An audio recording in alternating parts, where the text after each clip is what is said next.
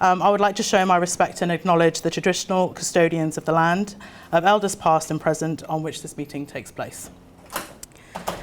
Thank you all for coming today. Media has been buzzing with the talk of climate change and all of the problems, but today we're here to talk about the solutions. Following our electrification of transport event that some of you may have been to last August, we're actually going to be doing a deep dive into specifically the solar-powered aspect of transport. We're going to be running through the latest research and thinking that we're helping to fund and commercialize. Before we kick off, I'm just going to run through a very quick introduction about the Digital Grid Futures Institute. Who here has heard of us?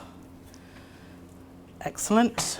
Hopefully that's going to be all of you recalling what we're doing after this session. The UNSW Digital Grid Futures Institute was established as part of the 2025 strategy that UNSW embarked on a few years ago. Energy systems are complex, so to advance the blueprint of future energy systems, we need to be horizon focused, which is exactly what we're here to do.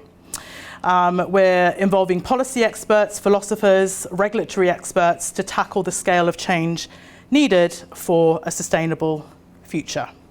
So this is basically what we're doing. We've got the 6 research themes there and investigators from across the campus, of which we've got around 90, span from all of these different faculties. I'm Sharon Swift.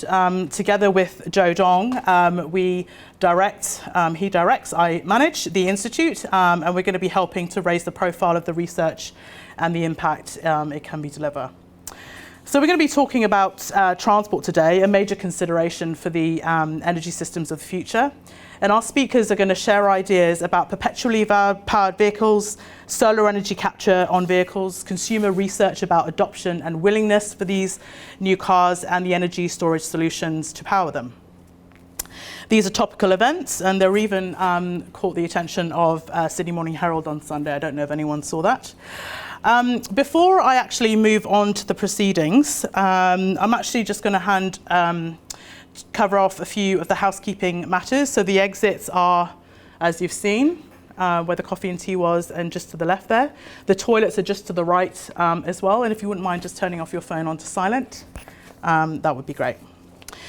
So in terms of the agenda that we're going to be running through, I think you're all familiar with it. It's going to be a fairly tight schedule, so we're going to try and keep to time. Next, I'm going to hand over to Joe, who's going to talk about energy as a major piece of the energy transition puzzle, and why it's part of the transport is part of the energy transition. Thanks, Joe.